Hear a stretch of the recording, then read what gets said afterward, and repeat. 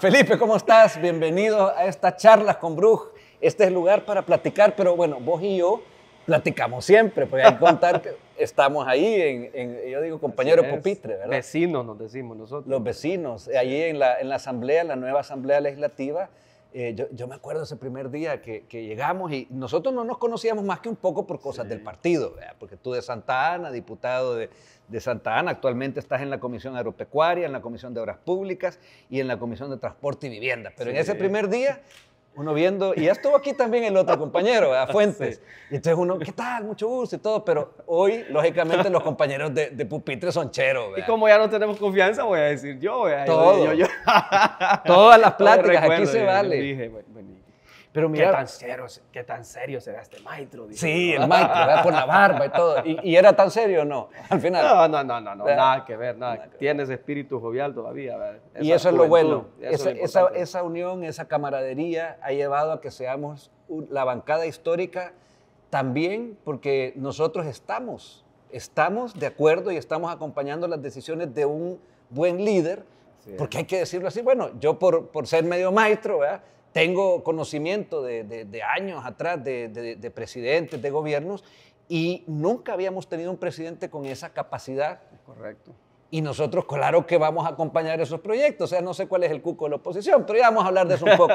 Yo te quiero dar la bienvenida aquí a estas pláticas, a estas charlas. Mira, Interiano, hay un personaje de Santa Ana, que ya habíamos hablado un poco, que se llamaba Ernesto Interiano, ¿verdad? Así es. Que tiene un gran parecido a ti. Aquí tenemos, no sé si la cámara aquí lo tenemos. Y después de que usted me contó, yo he tratado la manera de ver si ubicarlo, a ver si si era salíamos medio parientes, pero nadie me da referencia. Va, es un personaje que además me llama la atención que tiene un parecido con Nayib Bukele. Esa ha sido la historia. Pero bueno, más allá de eso, contanos qué es lo que te llevó a ti, porque tú sos ingeniero. Así es. Tú trabajaste, tenés 36 años de edad y trabajaste sobre todo en la construcción, ¿verdad?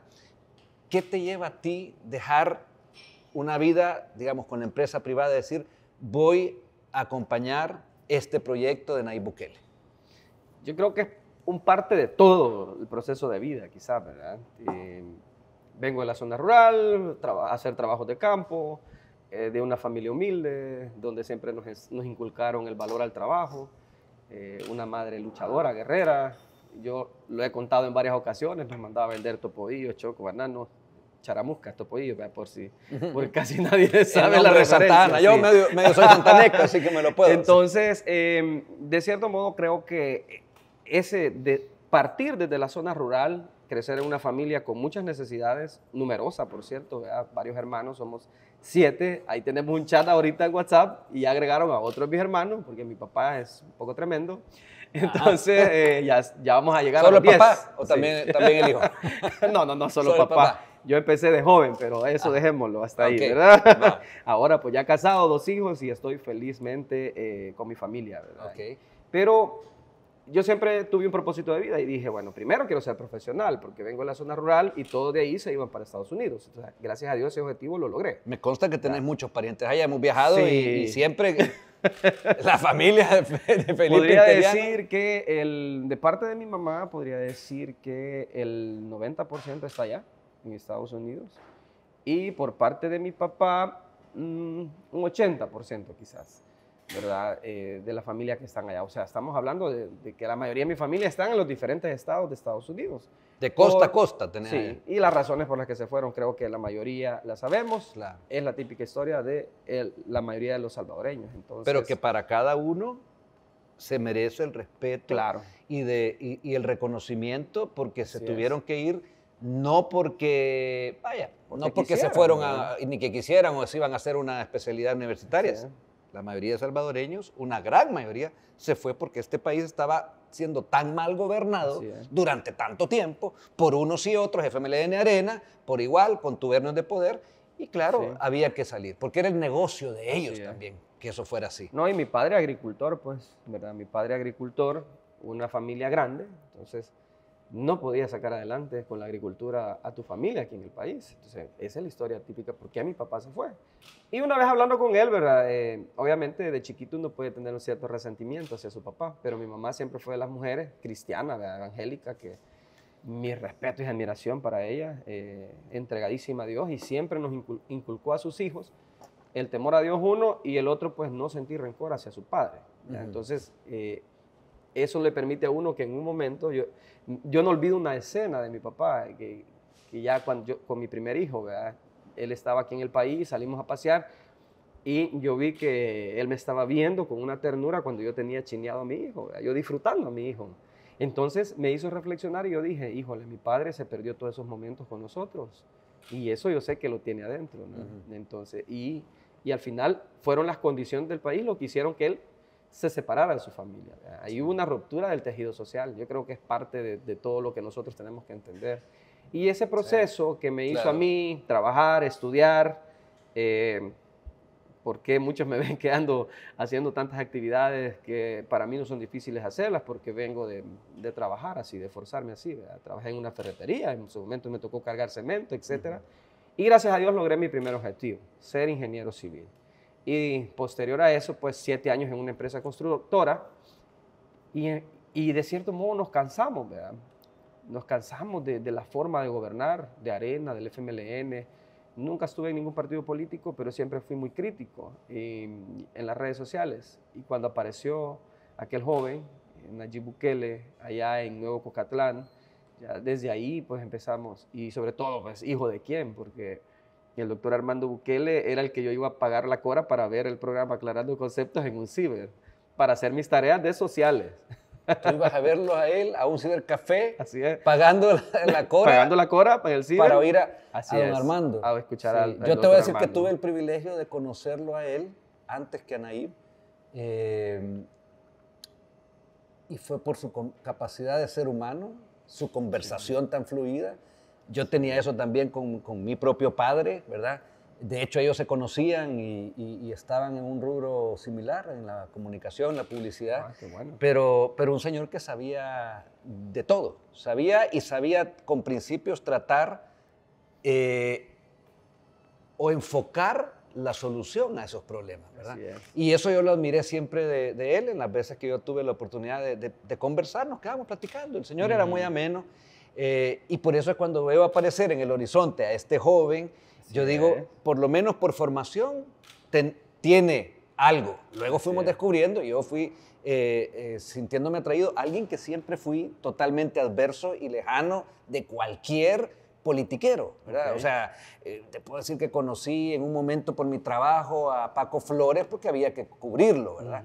Había que cubrir la noticia o el reportaje o qué sé yo, pero desgraciadamente eso nunca, hasta que llega Nayib y hace todos la diferencia. cambiamos el chip y dijimos, ese es el momento, porque él nos invitó a que fuéramos parte de todo ese proceso, todo ese movimiento. En ese momento él sale y a ti te cautivó eso. Inmediatamente, como él, todo el trabajo que desarrolló en Nuevo Cuscatlán, luego el trabajo, me recuerdo que incluso traje a mi esposa cuando empezó ya en la recuperación del centro histórico, y yo siempre le dije a mi esposa... Como alcalde de aquí. Como alcalde, sí, de esa zona. Entonces, yo siempre le dije a mi esposa, mira, yo casi te aseguro que este joven lo vamos a tener de presidente en algún momento, por intuición, ¿verdad?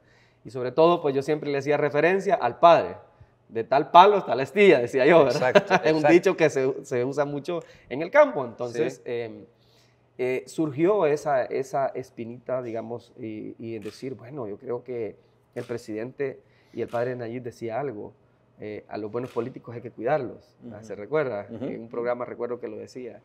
Y yo decía, bueno, si somos críticos, ahora tenemos la oportunidad de ser partícipes. Cuando alguien que viene de luchar, de estar en una empresa privada, iba a tener la oportunidad de poder participar en la palestra pública, o que un partido político tradicional le iba a dar la oportunidad a alguien nuevo, ¿ya? A alguien que fue a dar la firma, sí fui a dar la firma, obviamente, me fui con mi familia, ¿verdad? Con mi esposa, y aquel mensaje que él siempre daba, desde tu trinchera, yo recuerdo, y aquí lo digo, y yo lo digo sin miedo, ¿verdad? En la empresa en que yo estaba, cuando se hizo el proyecto en Navarra, eran 500 empleados, la mayoría exguerrilleros y excombatientes, y ahí llegaba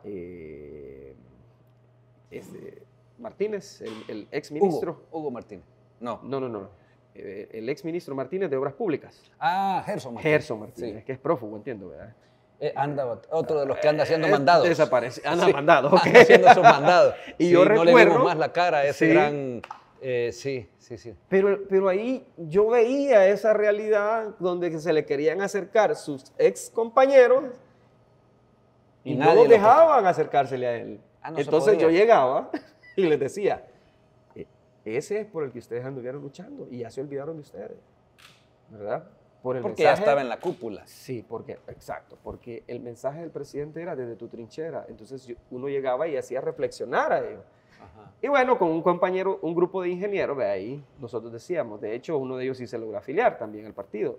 Y decíamos, involucrémonos en la política, pero en este momento, en nuevas ideas. Es que era ¿verdad? eso. Exacto. Lo otro era la antítesis Así de... es. Vos me conocés, o sea, Sí. tengo hasta mi nombre de tweet y eso lo puse desde que abrí mi cuenta en el 2011. Ajá. Pero siempre por esencia es no elijas a los políticos en aquella época, Sí. porque político era mala palabra. Así es. No, y entonces se dio la oportunidad. En Santa Ana había muchos grupos de nuevas ideas, ¿verdad? Yo estuve desde mi trinchera, no estuve en ningún grupo, pero llegó un grupo, llegó listo, mi historia de vida llegó a un grupo y un grupo me buscó ¿ya? Y me dijeron, sabemos que sos bukeleano, ¿verdad? Ujú. Sabemos que sos bukeleano, sos nuevas ideas y hemos escuchado tu historia y la verdad que nos gustaría de que optaras a un cargo público. Y yo me quedé así, ¿cómo? ¿Qué sentiste ahí? ¿Qué No, había adentro? Internamente creo que muchas emociones, pero al mismo tiempo yo dije, bueno, este es un tema que lleva mucha responsabilidad y deme tiempo porque tengo que hablarlo primero con mi familia. ¿Ya? Y estaba un familiar mío y me dijo, si vos decidís, contá con mi apoyo. ¿Ya? Entonces, un familiar muy reconocido por la gente, muy querido por la gente. Es el tío Carlos, ¿no? ¿O es otro tío? No lo quiero quemar. Ah, no ¿verdad? querías decirlo. No, pero bueno, es que me puedo algunos, porque como Entonces- somos compañeros de pupitre, uno se sabe historia. Pero Entonces, es un tipo bueno el es tío un Carlos. excepcional. Sí, sí, Su lo quieren mucho carisma, su humildad Sí. es lo que a él lo caracteriza. Él se dice, yo soy campesino, como yo digo que yo soy campesino, soy ingeniero, pero yo me considero un campesino. Creciste en el campo. Crecí en el campo y lo digo con orgullo. Sí, claro. Y eso no hace de menos a nadie. Yo siempre he dicho, es que no, al contrario, es nuestra identidad de donde nosotros venimos. Entonces, es ahí, ¿verdad?, donde me voy con mi esposa, pasaron 15 días, todavía, o sea, yo no tomé la decisión a la carrera. Pensaste muy bien. Lo fuiste pensé muy pensando. bien y pregunté cómo era, porque cero experiencia en la política. Hablé con algunas personas con experiencia política y les dije, así como estamos aquí, charlemos. Quiero conocer cómo es, porque no quiero ir a regarla. ¿verdad? Entonces, y luego, incluso, llevé a esa persona a hablar con mi esposa. Para, Y que, dije, para sí. que le quitara un poco Claro, el susto. y es que que le la gente se dijera. asustaba cuando, Claro. cuando le hablabas de política. El político en este país fue tildado y tachado de corrupto, de ladrón. Así es. A mí en esa etapa previa de la primera de la campaña, ¿verdad? Me acuerdo que me lleva, no me acuerdo, Pencho, el famoso del Pencho, del programa, ¿verdad? Que tiene, y me dice, pero Carlos, vos no tenés experiencia política. Y yo a mí 52 años, ¿verdad? Le dije, claro que no tengo, cero, le dije. ¿Sabes por qué? Porque si tuviera experiencia política, sería un corrupto, un ladrón, un Así aquí, es. un allá. Que eso es lo que había en Arena y el Frente. Pues, o sea, por eso es que nunca lo fui. Y eso es lo bueno. Ninguno de nosotros tenía experiencia Así en es. esta área. Y así, pues, al final, recuerdo una noche, yo ya casi que había decidido desistir. ¿Por qué habías decidido desistir? Porque mi esposa no se decidía.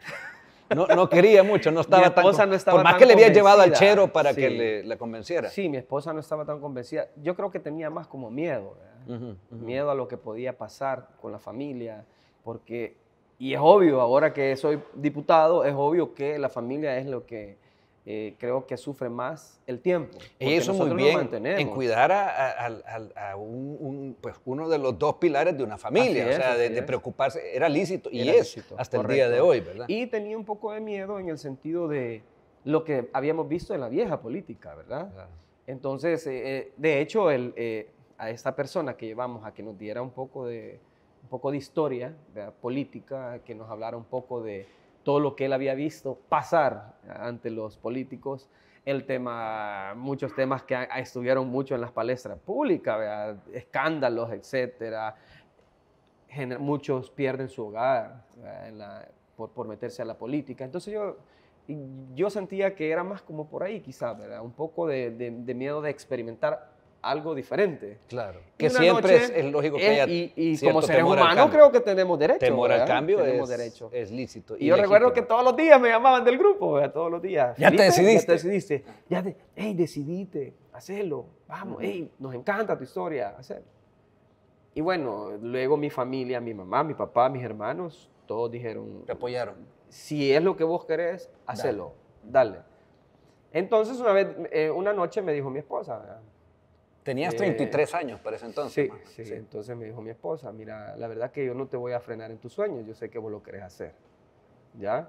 Y como nosotros siempre hemos apoyado con lo que nosotros hemos podido, ¿verdad? Siempre hemos tenido eso de ayudar un poquito. Entonces me dijo ella, yo sé que vos querés seguir en ese rumbo, así que no te voy a detener, ¿ya? Y ahí lo decidimos, ¿verdad? Y yo le dije, bueno, entonces oremos. Y oramos, hicimos una oración y al día siguiente le llamé a esta persona y le dije, bueno, ya me dijo que sí, mi esposa. Y era La jefa ya dio el beneplácito. Porque siempre he sido Está respetuoso de que somos, usted dijo, dos grupo. pilares, ¿verdad? Somos los dos pilares. ¿Y ahí dos que ya estamos tenías un al hijo frente. o todavía no? Ya teníamos. Ya nuestro tenías primer hijo. un Entonces, hijo. ahí se dio. Ya, de hecho, estaba embarazada de la niña. Ya. Mi Ah, esposa. venía tu segunda Sí, hija. Ahora, sí. Felipe, ¿qué pasa, por ejemplo, oyendo esto que tú decías del miedo lícito, de esa mala palabra que era ser un político antes y tú estabas dando un paso al vacío prácticamente, Sí, conociéndote tú a ti, porque uno sabe pues, cuáles son sus principios, pero sabías que uno salta a algo que estaba considerado ser una piscina de pirañas. Sí, ¿verdad? Ahora, ¿qué sentiste? Se me viene a la mente preguntarte cuando en un momento, a los pocos meses de haber entrado a la Asamblea Legislativa, tuvimos nuestras dos primeras bajas con dos ex compañeros ahora, dos Así diputados es. que tuvimos que dar nuestro voto para desaforarlos porque el fiscal general dijo, aquí hay un delito, que era cohecho impropio por el tema Así que descubrimos. ¿Qué sentiste en esos días? Yo creo que todos sentimos como esa sensación de un poco de frustración porque nunca creímos, creo yo, que fuera a algo pasar, así iba a pasar, que fuera a ¿no? suceder. Frustración, correcto. Y de cierto modo uno dice, híjole, o sea, es increíble, ¿verdad? ¿Cómo puede pasar en un momento? ¿Verdad? Y uno no se da cuenta. ¿Verdad? Porque creemos que todos seguimos en el mismo rumbo. Uno de ellos se sentaba enfrente de Sí, nosotros, allá abajo. ¿verdad? Exacto. Enfrente tuyo, cabal. Yo creo que yo con él sí nunca tuve mayor acercamiento. Aunque lo tuvimos mucho ahí, se acercaba a hablar de vez en cuando Sí, con la nosotros, plática ¿recuerda, de verdad? saludo. Para platicar y todo eso. Pero nunca nos imaginamos, creo yo, nada Sí, de eso. fue Y fuerte. lo primero que uno hace es seguir pidiendo sabiduría, pienso a Dios, ¿no? Porque yo soy de los que siempre digo, bueno, sigamos pidiendo, hay que pedirle sabiduría a Dios, que nos mantenga siempre sobre el rumbo correcto, ¿ya? Que nunca nos vayamos a desviar. ¿Ya? Eso es lo que yo siempre he dicho. Y yo creo que una forma de lograrlo es, como yo siempre lo digo, cercano a la gente, ¿ya? Cercano a las comunidades, conociendo las necesidades. Bueno, yo vengo de una comunidad necesitada, ¿verdad? Y no tuvimos agua, cuando estaba chiquito no había agua, y nos tocaba jalar agua, mi mamá nos iba a lavar al pozo, un montón de hipotes, el gran tanate, ¿verdad? Y a todos nos ponía un cantarito a jalar agua, o sea, conocemos todas esas necesidades. Entonces yo dije, bueno, mantener los pies sobre la tierra, ¿ya? Porque los cargos públicos son pasajeros, hay que tenerlo bien claro, yo siempre he dicho eso, ya esto es pasajero. Y mantenernos ahí siempre, constantes, cercanos a la gente, porque siempre me pidieron eso en la Pero campaña. trabajando por la gente. Trabajando por la Trabajando que el gente, presidente así nos es. diga, miren, aquí hay, o sea, hay tanto por hacer exacto. que no sé si te pasa, que el día uno siente que no alcanza y quisiera haber dado Es más. que yo siento que ayer ganamos. Ajá, exacto. Ahora, precisamente tú decidiste seguir optando porque, bueno, Dios te manda una experiencia. Así es. Digamos que a nivel de sabiduría eso es algo lo va construyendo en el camino de vida. Si actúas en bien, pues se va logrando. Claro. Lo tenés un poco más de cuando entraste, tu experiencia, y entonces decidiste dar un salto y vas por la casilla número 1, por Nuevas Ideas, por Santa Ana. Nuevamente. ¿verdad? No sé. Contame qué es lo que tú ves como principal reto si quedas, qué es lo que yo deseo, qué es lo que quiero, qué es lo que por supuesto voy a apoyar para que mis compañeros como tú queden en ese nuevo periodo. Es que yo creo que, bueno, ya hablamos de que hay una gran cantidad de necesidades en el país, pero yo creo que yo siempre he sido claro con la gente, ¿verdad? Cuando yo llego y me acerco, yo siempre he tenido esa postura clara. Señores, el padre de Nayib no decía 30 años, él decía toda la historia de El Salvador, desde la conquista, ¿verdad? Un pueblo sufrido, abandonado, etcétera, ¿verdad? Más de 200 años, ¿no? Pero creo que más fuerte fue los 30 años que gobernó Arena y el FMLN, en donde de verdad se perdió el país completo.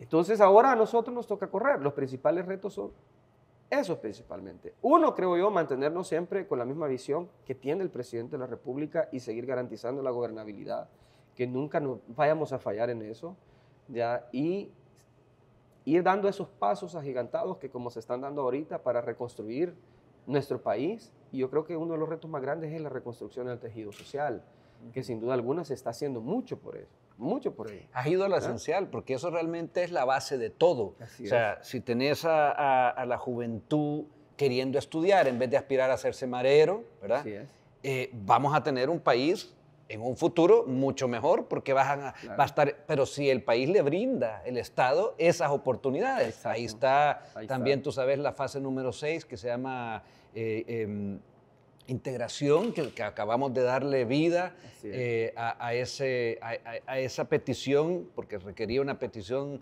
desde la Asamblea Legislativa, una autorización legal. Y ya es un hecho que eso empieza a ser, y eso es parte, me impresiona de buena manera que sea parte de tu ver ese camino por donde tiene que seguir, porque bueno, están las cosas del día a día, Claro, y llegamos a una plenaria y se aprueban también presupuestos, se aprueban acciones, se aprueban autorizaciones, en fin, de transitorios, de todo. Y uno sabe que todo eso es parte de ese proceso que estamos haciendo. Correcto. ¿Verdad? Porque el tema de integración también involucra que recuperemos infraestructura en muchas áreas. Por ejemplo, si hablamos en agricultura, muchos me preguntan, uno de los temas que siempre se habló es que queríamos combatir al coyote, ¿verdad? El intermediario, el que le llega, donde están desgranando, ahí llega, y yo que he andado desgranando en Santa Ana, me pareció haber visto que ya llegó uno. O sea, ahí le quitan al agricultor más barato el producto y ellos lo van a vender más caro. Entonces, figuras ilegales. ya aprobamos, por ejemplo, nosotros la ley de comercialización agropecuaria, ya que busca romper ese abuso de parte de los coyotes, ¿verdad? Y que nuevamente sea el Estado quien pueda adquirir los productos de los agricultores. Entonces, yo creo que vamos hacia ahí. Ya. Ahora, sí nos importa el tema de la agricultura y tantas áreas, pero yo le he dicho a los agricultores, y yo aprovecho ahí, ya aprobamos esa ley, pero hacerla funcionar a la ley, tenemos que darle fondos para recuperar toda la infraestructura que quedó tirada. Claro. En Santa Ana tenemos el ex IRA, ¿verdad? Que ahora están las instalaciones de lista, pero si uno va, los motores yo sé que ya no sirven, ya se ve desgastada toda la infraestructura. Falta mucho y había que tener una una primera reestructuración del país desde lo básico, que era asegurar la vida. Exacto. Acuérdate que a los 6 meses fue algo que atentó contra la vida de todos, que fue el COVID.